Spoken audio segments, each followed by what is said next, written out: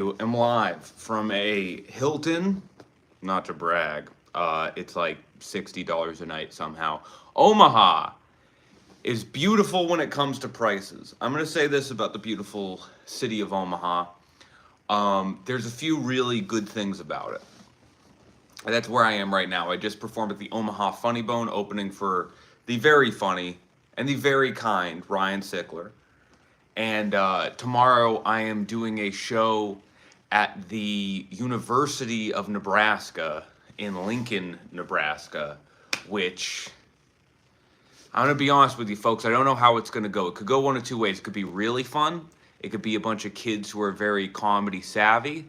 It could be a bunch of kids who are very into the show, or it could stink. It could really stink. You never know. You never know how a college gig is going to go.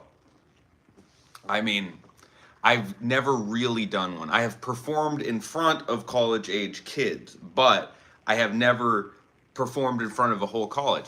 I'm going to be honest. A thing that's kind of messing with me is the fact that I didn't really like college.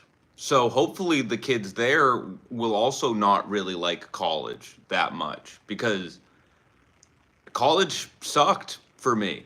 So to go and perform for a college, go do stand-up for a college, which I'm going to do tomorrow, I don't know how. I hope I can go up there and be like, hey, you guys are wasting a bunch of money right now, and I hope they get that. I hope they're not like, what? No, this is worth it for most of us. Surely it's not. That's not to say college is bad. I think college does have redeeming qualities. I think that pursuing higher education does have redeeming qualities. But I don't think most people who are there have to be there. Is that offensive to anyone? Let me know in the chat if any of you are offended by that. I think that college isn't overall bad. I don't even think your degree necessarily has to be functional in your life. I think if you are trying to pursue higher education, if you're trying to learn, if you're trying to pursue some sort of, doctorate in the arts, whatever, I think that's okay. But a lot of people don't need to be there, folks. I didn't. I certainly didn't. I went to college because I thought I had to. Let me know in the chat, actually, what your experience, if you did go to college, or if you didn't, why you chose not to. If you did, do you feel like it was worth it? Let me know. I'm interested in hearing from you guys. Now, I went because I thought I had to. I went because I thought to be an adult, if you wanted to make money, you had to go to college. That was wrong. I could have done everything that I have done so far in life without the things that I learned in college. Was it nice to kind of take 4 years to be around different people, different ideas? I think it did. And also, I mean, this is just the way the world works, but I wouldn't have met the same people, and I probably wouldn't have gone into stand-up if I hadn't gone to college. But that's more of like a trying to make the best out of a situation kind of thing. But I don't know how many people need it. I don't know. I don't know how many people need a degree in communication. I think communication is great. I'm doing it right now, and I have a degree in it. You know how a doctor, when they give medical advice, they have a little bit more say, like they have a little bit more oomph to what they say? I think it should be the same when I talk to people. I should go, I got a degree in this. You shut up. No one gets to talk over me. That's what the thousands of dollars I spent on my degree gets me. This is an interesting question. Is it true that when you grow up, you become more greedy? I like that question. I'll answer it. I think you become more aware of the importance of resources. I think that's what happens. Probably also you become a little bit more greedy, right? I think people can get older and get jaded. I think people can get older and lose sight of what's really important. But I also think that there's maybe a bit more importance put on the fact that you need a certain amount of money to be comfortable. You know what it is? When you get hit with that first big charge out of nowhere, do you know the one I'm talking about, folks? That first big, you got in a car accident that you weren't expecting. You got a medical bill that you weren't prepared for. When you get hit with that first big one, and if it hasn't happened to you yet, if you're younger, it's coming. You really start prioritizing money differently, right? You stop thinking, in terms of just like, oh, enough money for food. Oh, I have enough money to go get a ham and cheese sandwich, so I'm okay. You know what I'm saying? Um, oh, so it's like you want things that are useless lesser when you grow up. I don't know what that means. Sorry, I don't understand what you're saying. But yeah, I don't necessarily know if it's greed. I think maybe a little bit of it is, and then I think maybe a little bit of it is just understanding sometimes when you're an adult, you need $10,000 right away. And the older you get, the more you realize that.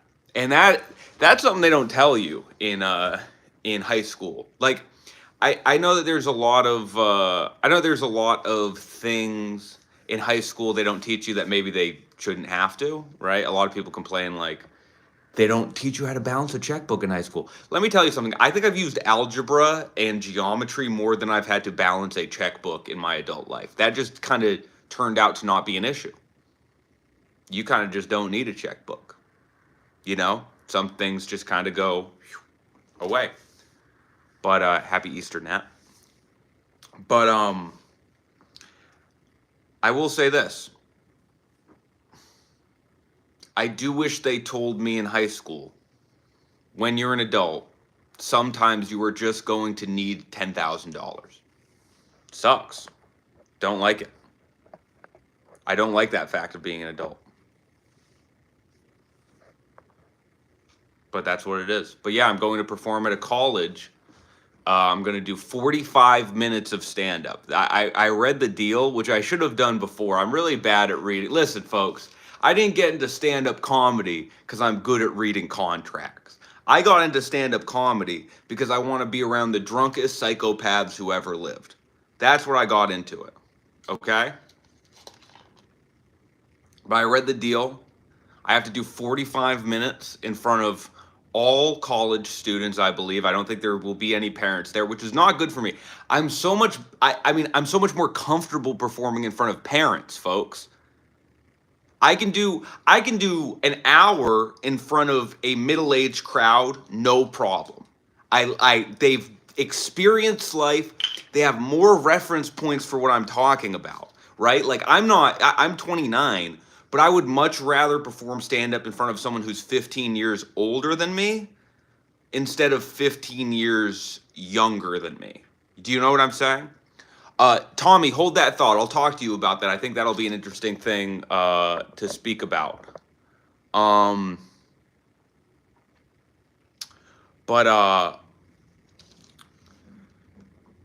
I mean, they're all going to be 10 years younger than me, and I do not feel good about this. I do not feel good about this, folks. I am very scared. Yeah, you can't even do Take My Wife Please. They don't have wives, these kids. How am I going to do my normal act where I go, take my wife, please? How am I going to do my normal act where I go, hey, yo, look at this guy over here? These college kids, they just don't understand comedy.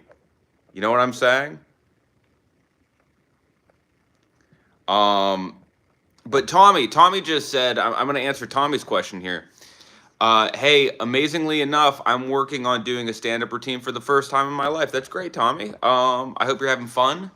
Enjoy it. Don't forget it's supposed to be fun.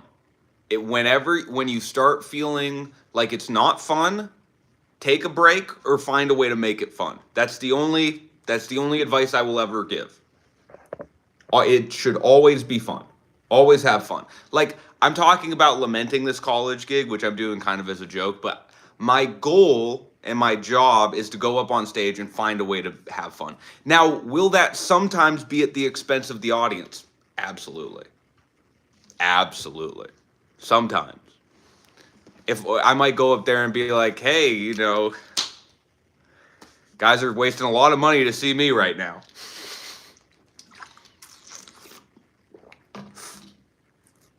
You guys are spending a lot of money for not a lot of comedian by, paying tuition to this school. But it should be okay. Okay, let's see. We had another one. Do you get on well with other comedians as personalities / acquaintances? That's a really good question, Ari. And listen, I'm not Mr. Super Famous, right? I'm not in green rooms with the most powerful comedians in the world or whatever. But I mean, I find it's kind of a mixed bag, right? Like comics are obviously I love hanging out with them. They're like my favorite people. But yeah, sometimes it can be challenging. I mean, it's definitely a group that is rife with mental illness, a group that is rife with just kind of general disagreeable personalities. That's not the worst thing in the world. I can deal with that. I have one of those. Do you know what I mean? But it is what it is. You look like if Matt Rife and Zac Efron had a love child. I don't know if it would be a love child. I think that they would have sex strictly functionally. I don't think there would be a lot of love if Matt Rife and Zac Efron copulated. I think it would be two guys trying to fight for who gets the view of the mirror. You know what I'm saying? I appreciate that's a huge compliment. I think they're both very attractive men, but I think if both of them did the deed, did the act, as one would say, I don't think that there would be a lot of love exchange between Matt Rife and Zac Efron. Maybe they would. Maybe both of their personalities would sort of like merge in a beautiful way, and they would just become like, I think they would maybe like become one guy. They would both like just fuse together and morph into Jason Momoa. I think that's what would happen. Their powers would combine. If you can take one joke or story and make 10 out of it, you'll do great. Hey, thanks for the advice. That's a little harder than you're letting on. No, dude, listen, stand-up is easy. All you have to do is take one thing and make 10 minutes out of it. That's funny. I like that. I think that's very funny. I love that very much. Of course, if the audience heckles you, well, you're going to take advantage of the heckle. Yeah, I mean, sure. I mean, I don't really like it when... I think audiences are getting a little bit too involved in stand-up. Not that it's a bad thing. I do like a lot of comedians that do crowd work. I don't think it's necessarily bad when comedians do crowd work, obviously. Like, some people do it really, really well. But, I'll go ahead and say that I don't personally take advantage of crowd work very often. Have you always been comfortable speaking in front of people? Yes, very actually. That was the one thing that I kind of had as a kid, is I always pictured myself talking in front of people, and I was always pretty comfortable with that fact. I never really shied away from talking to people. I was always a decent public speaker. That's kind of the one part of stand-up that I really like. Now let's get into the nitty-gritty. Here's some good questions. What's your favorite band? It's Steely Dan. It's got to be Steely Dan. Your favorite band has to be Steely Dan, okay? If you don't like Steely Dan, it's because you don't know about Steely Dan. They're the best band to ever live. They have the funkiest grooves. What you know why? You know how I pick my favorite band? When someone is about to get in my car. Maybe it's a first date. Maybe I'm giving another comic a ride and I don't know what they're into and I don't want to make a weird impression with what I'm playing on the radio when they walk in. I put on Steely Dan. It's a great, by the way, this is a pro tip for all of you people. If you're ever in that situation where someone's getting into your car that you don't know very well, if you don't know that person very well, you want to make a good impression. You don't want to weird them out by what is playing on the radio. You put on Steely Dan. I do look like Anthony Davis. Thank you so much. I've been trying. And by the way, thank you for bringing this up. I've been trying to. I'm meaning to say this. I do look like Anthony Davis. I want everybody. If you don't know what Anthony Davis looks like, look him up real quick, and then throw a thumbs up in the chat if you think I look like Anthony Davis, because I do. Me and Anthony Davis. I haven't done the 23andMe yet, but I think we're probably related. We have a similar wingspan. We play similarly, right? I can post up, but I can also I can play from the perimeter pretty well. Very hard to guard. I have a lot of post moves that I don't use all the time. I think when people say, like, what stand-up comedian would you say you're most like? I would say actually my comedy is more like basketball, and the basketball player my comedy is most like is Anthony Davis. Loved watching him on the Pelicans. He's doing great, you know, on the Lakers too. People kind of wrote him off, but it's like, listen, when a player gets into a new system, you got to give him time to develop. Okay, everybody. And this is what I hated. I mean, we saw it with the Heat, with the Big Three. First season didn't go all that perfectly for them. Then they figured it out. You got to even the best players at the time. You got to just give them time to figure it out.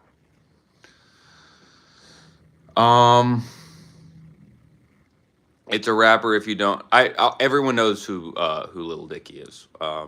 He's fine. Yeah, the show's good. Show's really solid, actually. I was really impressed with the show. What else we got? Throw some more questions in there, folks. I'm having fun. I'm having real fun. I'm stuck in Omaha on Easter. I don't have any family to see. I don't have any friends to see. This is all I got. So please throw your question in the chat. No question is too stupid. If I don't like it, then I'll throw it up. I'll throw it up. If I don't like it, I'll throw it up. What the hell are you saying, Dan? There's a mirror over there. What the hell are you saying to these people, Dan? Sorry. Oh, you meant Anthony Kiedis. That's so funny. That is so funny. I thought you were making a joke that I look like former Pelicans, current Lakers player Anthony Davis. It's very, very funny. Ugh, what a beautiful exchange. All right, let's go through some of these questions. We got some questions. Very good. Who did you really look up to as a teenager? Who did you want to be back then? Oh boy, that's a really good. When I was a teenager, so 16, 17. There wasn't necessarily a person I wanted to be, but there was a kind of person I wanted to be that I was. You know, when you're a teenager or a kid, I think a lot of the times you have this desire to be somebody that you're just not, right? I don't know if that's a common thing, but like I think you want to kind of escape yourself. Like you realize when you're a teenager, you kind of come to wake up and realize like, oh, I'm a person, right? This might sound weird, but I think I'm right. You realize, oh, I'm a person. I have an identity. I have a personality. Some of those things are playable, but some of those things are set. Like you have these characteristics, and when you're a teenager, you sort of realize that you have those characteristics. And I think a lot of teenagers then have the impulse to escape them. You want to run away from those characteristics. You want to run away from who you are because you're just afraid of the fact that there are some things in you that are solid. And with me, I wanted to be like a cool, quiet, skinny guy. I wanted to be a cool, by the way, like the video if you agree with what I just said. I want to know. I want to take kind of a quick poll here. I wanted to be a cool, quiet, skinny guy. I wanted to be a guy who was like gaunt and skinny. And I wanted to be tall, but obviously I wasn't going to be that. And yeah, I just had this image of myself as this kind of quiet, cool guy, and it just wasn't the case. Thank you for those likes. I appreciate that very much. And it just wasn't the case. It wasn't me. But that's where I wanted to be. And it wasn't even that I really wanted to be that guy. I like who I am now. It's just back then you're trying to escape yourself. You're trying to escape who you are. You're trying to escape. And the quicker you can kind of get over that, I think the better.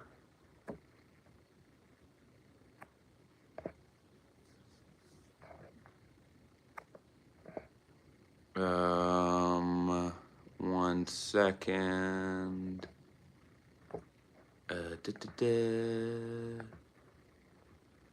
Okay.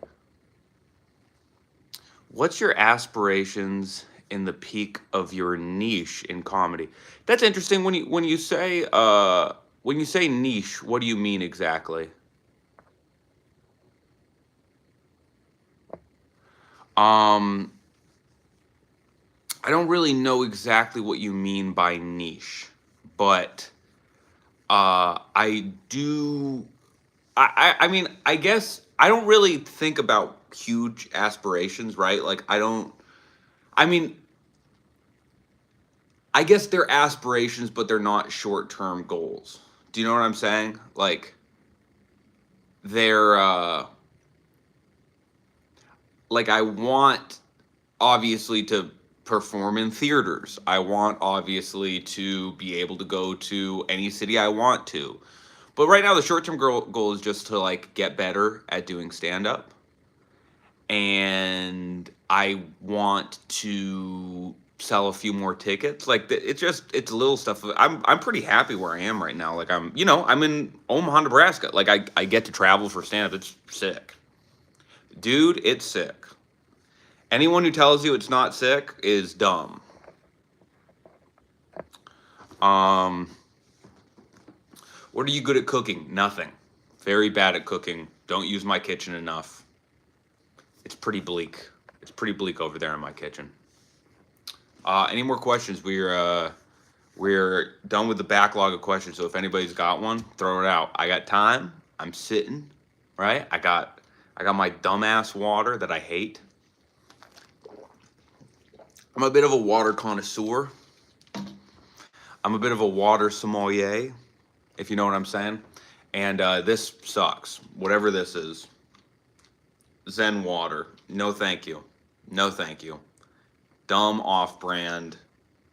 Vapor distilled. No thank you. Vapor distilled. Give me a Spring or you're just what do you call it? Arrowhead.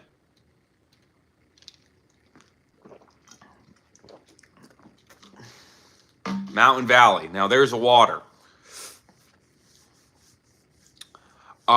Yes, I am watching something at the moment. By the way, Ari, thank you. You've had very good questions, and I appreciate that. You were one of the few sane people on YouTube. I am watching The Sopranos. I'm rewatching The Sopranos. It is as amazing as advertised. It is as good as advertised. The Sopranos, let me tell you something.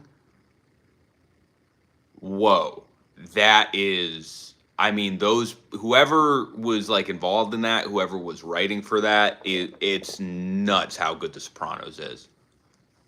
And I know I sound like maybe a little bit like, oh, of course The Sopranos. Well, listen, I didn't watch it right away. Okay, I wasn't early to it. It's so good. It's such a testament of like dumb, like it's a perfect parody of a dumb guy. It's a perfect parody of like resistance to change. It's so good. James Gandolfini, man, I could see, it's one of those confusing things. I think John Hamm had this too with Mad Men. Brad Pitt had this in Fight Club. There are people who are so charismatic, the audience gets confused and starts rooting for them, even though they're supposed to be the bad guy.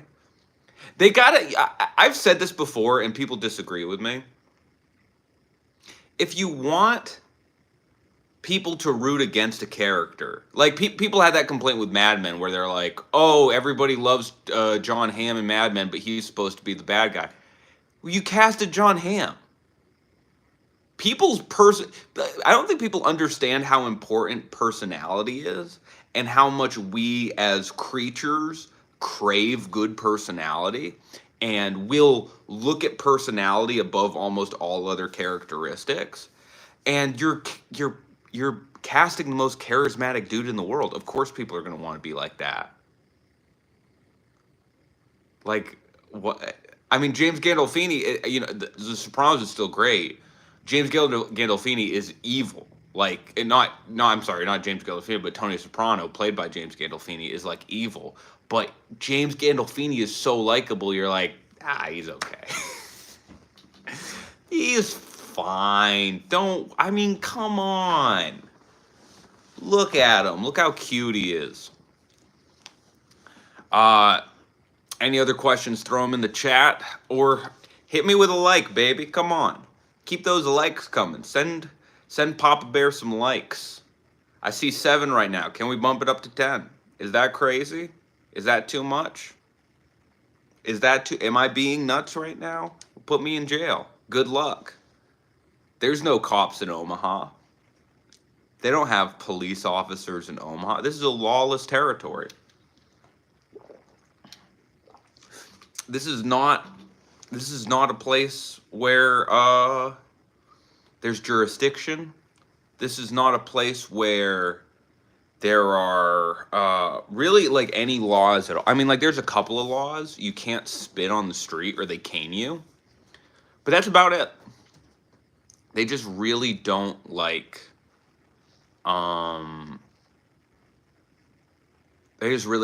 spitting. Have you watched Breaking Bad? I have, and it's good. Asa MM, what does car for an edit mean? I don't really know what you mean by edit, but I would love to name a car for you.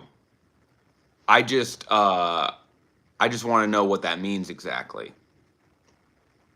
A car for an edit. Bruh. What a great comment. Asa MM. I like your style, I like your mood, I like your attitude. I'm going to tell you that much. I think you have a soccer player there as your profile picture. Great. Great. I'm a fan of the Hatters. Do you know the Hatters? Are they in the league that you're a fan of? Just name a car. Okay, how about a Ford Pinto?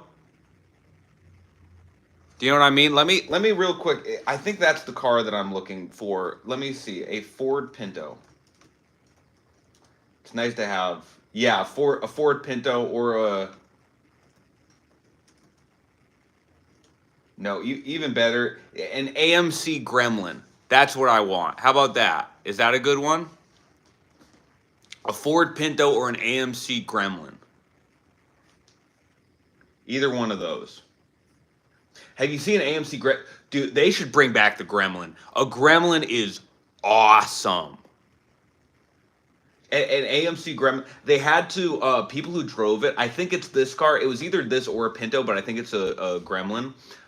People had to put sandbags in the back of the car because it would the back tires would spin out because there was I guess no weight back there. Like the weight distribution of the car was messed up. Well, Muscle Car Girl, you chime in. What car should people? Clearly you are. I defer to you, seeing as your name is an AMC Javelin. Let's take a look at an AMC Javelin. Okay, this is cool. Wait, let me show you guys this. So we got an AMC Javelin here. These are cool. This is the kind of car your uncle would have sex in. This is definitely this is the car your uncle created his first baby mama in. Okay? That's what this says. That's what this says about you. Right? Your uncle had to pay child support because of this car right here. Let's look at this 68 Camaro. Is this unsettling looking at a screen and a screen? Cuz it's fun for me. 68 Camaro, hell yes. Hell yes. This kind of looks like what an off-duty dirty cop would drive. This is definitely like a cop who's taking money under the table. He would drive this when he's off duty. He would pull up to a local convenience store and shake down the owner for free food in this car.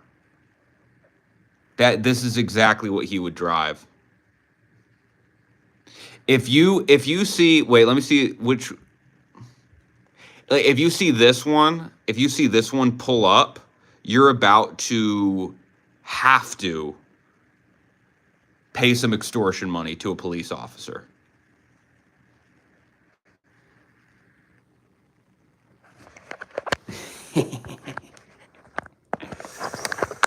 That's fun. I like doing that.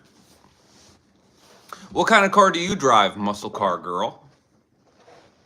Sorry if that is your real name. Oh, you saw a '68 Camaro today. Susan, are you a big fan of cars as well? I think we got a couple of ladies who are into vehicles. That's pretty cool. Pretty cool in the chat. In the chat. Oh, did I not? Yeah, I looked up a '68 Camaro. Yes, yes, yes. All right, folks. Well, that was fun. That's a fun place to end it. I appreciate you all joining. Please like the video. Please subscribe if you're not subscribed. I should have been reminding people to subscribe. I'm so bad at promoting myself, but who cares? Who cares? But I appreciate all of you. Thank you so much for joining. Check out my other videos. And as always,